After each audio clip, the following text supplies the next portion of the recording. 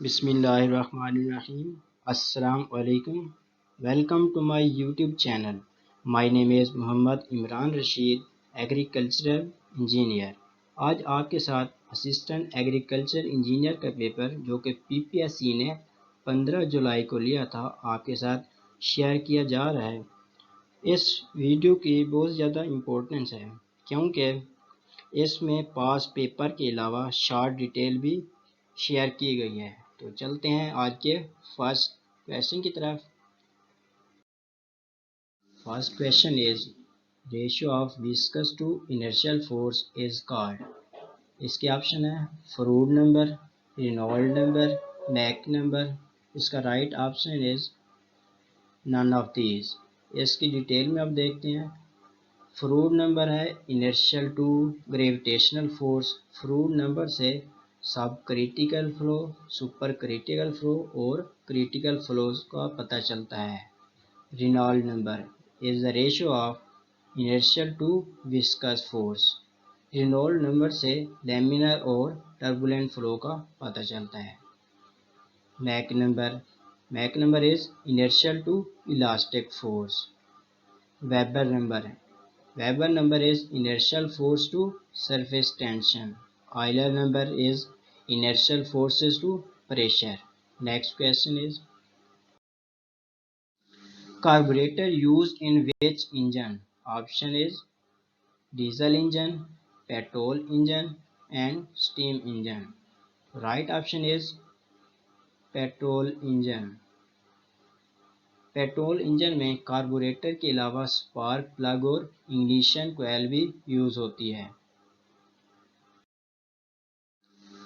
For the most economical trapezoidal channel section, इसके option में hydraulic mean radius equal the depth of flow, hydraulic mean radius equal half the depth of flow, bottom which is twice the depth of flow. इसका right option है hydraulic mean radius equal the half depth of flow. A triangular section is hydraulically efficient when the vertex angle is. इसके option है 90 degree, 60 degree, 30 degree. इसका right answer है 90 degree. Vertex angle क्या होता है? Angle formed by two equal sides. Efficient hydraulic section, efficient hydraulic section ये section factor से describe होता है। सेक्शन फैक्टर का फार्मूला है एरिया हाइड्रोलिक रेडियस पावर 2/3। ये मैक्सिमम होना चाहिए सेक्शन फैक्टर, तो एफिशिएंट हाइड्रोलिक सेक्शन होगा। हाइड्रोलिक रेडियस है area over wetted perimeter. Section factor maximum तब होगा जब पेरीमीटर मिनिमम होगा। इसी तरह ट्रेपेजोइडल के अलावा जो सेक्शन फैक्टर है, अब इसकी डिटेल दी गई ट्रायंगुलर सेक्शन की। ट्रायंगुलर सेक्शन में sides inclined at 45 degree. Question जो था उसमें है ट्रायंगुलर वर्टेक्स एंगल कितना होना चाहिए, वो था 90। इसमें है ट्रायंगुलर सेक्शन साइड जो इंक्लाइंड होनी चाहिए 45 डिग्री पे। रेक्टेंगुलर सेक्शन में फ्लो डेप्थ है वो चैनल विड्थ के हाफ के इक्वल होना चाहिए, तो ये हाइड्रोलिक सेक्शन इक्वल और एफिशिएंट होगा। ट्रेपेजोइडल सेक्शन, इसमें टॉप विड्थ वो डबल होगी लेंथ ऑफ साइड स्लोप। इसी तरह लास्ट क्वेश्चन हमने डिस्कस किया है, उसमें हाइड्रोलिक रेडियस वो इक्वल होती है half of depth of flow. Next, in whole circle bearing system local attraction will be considered. whole circle bearing में local attraction कब होगी? इसके ऑप्शन है if the difference between forebearing and back bearing will be equal to 180, if the difference between forebearing and back bearing will not be equal to 180, if the difference between forebearing and back bearing will be equal। इसका right option है if the difference between forebearing and back bearing will not be equal to 180। इसकी detail अब इस तरह है कि local attraction होगी तो डिफरेंस इक्वल नहीं होगा 180 के, और अगर लोकल अट्रैक्शन फ्री है तो ये डिफरेंस 180 होना चाहिए। ये होल सर्कल बेरिंग सिस्टम है। इसके कंपैरिजन में है quadrantal bearing.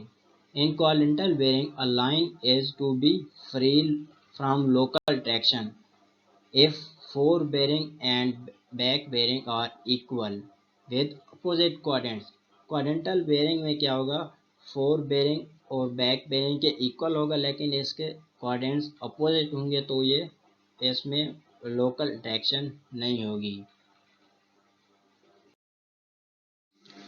The diagonal scale is use to read, option है इसके 1 unit, 2 consecutive unit, 3 consecutive unit. इसका राइट ऑप्शन है 3 कंसेक्टिव यूनिट। डायगोनल स्केल में 3 कंसेक्टिव यूनिट और प्लेन स्केल में 2 कंसेक्टिव यूनिट यूज होते हैं। Desiccation of clay during construction results in cracks that, इसके ऑप्शन है reduce the efficiency, increase the efficiency, have no effect on linear efficiency. कहता है desiccation अगर क्ले की होगी कंस्ट्रक्शन के दौरान तो इसमें रिजल्ट में अगर क्रैक्स होंगे तो इस पर क्या इफेक्ट होगा।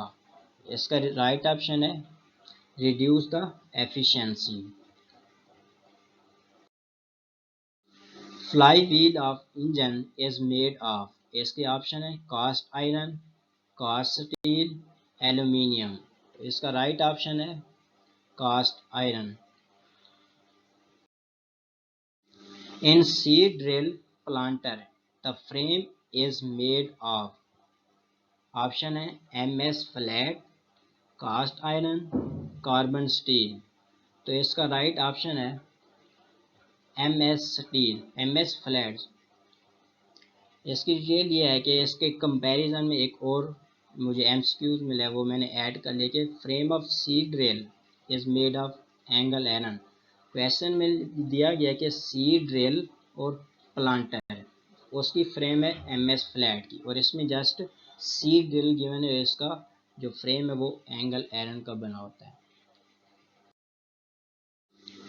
Work is intentionally of good quality if would is, option है वेल सीजनड, नॉट्स, डिकेड। तो इसका राइट ऑप्शन है well season.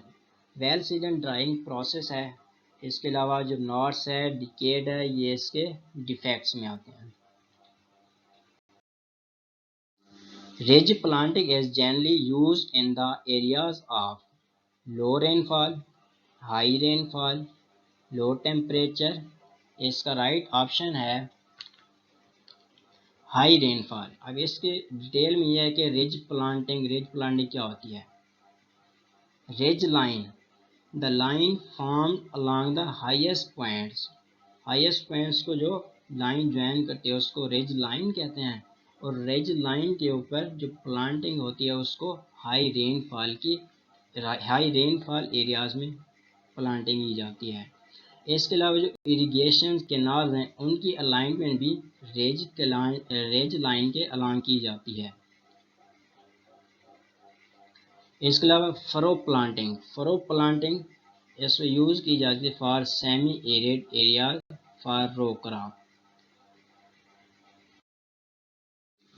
A ridge canal is also called, इसके ऑप्शन है watershed canal, contour canal, side slope canal.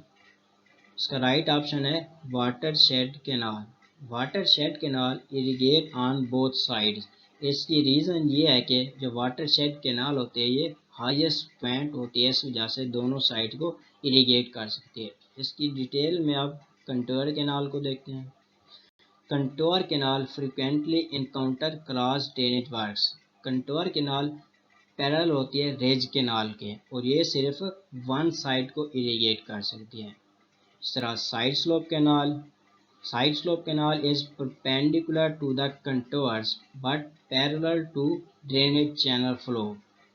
Its no cross drainage works exist here. आज के लिए इतना ही।